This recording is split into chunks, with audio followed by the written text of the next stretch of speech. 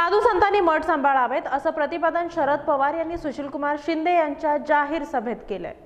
साधू संत आणि महाराजांनी मार्गदर्शन करावं, राजकारणात न पडता समाज प्रबोधन करावं आणि मठ सांभाळावेत असं प्रतिपादन शरद पवार यांनी केलं। सोलापूर लोकसभा निवडणुकीसाठी काँग्रेस पक्षाचे उमेदवार सुशीलकुमार शिंदे यांच्या प्रचारार्थ आयोजित जाहीर सभेत शरद पवारांनी परखड शब्दामध्ये भाजपवर टीका केली।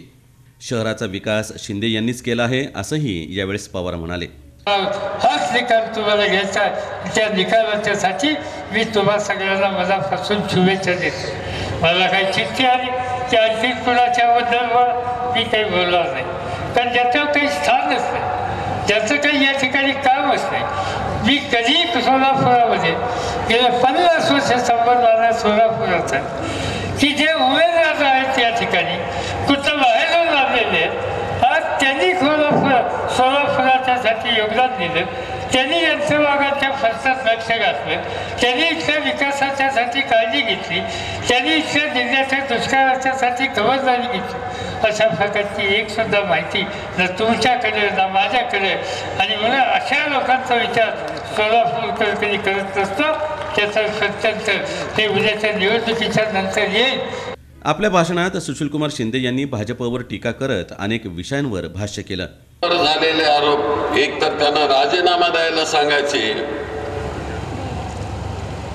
नाहीतर ज्यांच्यावर कोर्टात थोडी जरी केस झाली तरी त्यांना घरचा रस्ता दाखवायचा।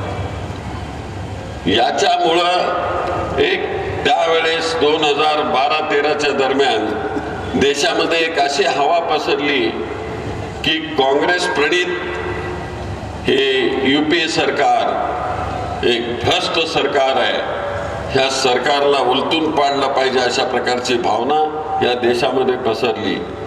आणि ह्या नंतरच्या 2 ते 3 वर्षामध्ये ज्या लोकांना घरी पाठवलेलं होतं, ज्या लोकांच्यावर केसेस झाल्या, ते सगळे निर्दोष सुटलेले आहेत। म्हणजे याच्यावरून ओळखा की काँग्रेसची नीती जरा थोडा जरी डाग लागला तरी त्याला घरी जा म्हणणारी नीती, आणि आज यांच्यावर एवढे मोठे आरोप होतात, राफेल सारखा आरोप होतो पण गच्च बसलेले आहेत खुर्चीवर। सुषमा स्वराज्याच्यावर आरोप होतो, गच्च बसलेले आहेत खुर्चीवर। इथं आपल्या सोलापुरामध्ये ज्यांच्यावर आरोप होतो मंत्र्यांच्यावर, ते गप्प बसलेले आहेत।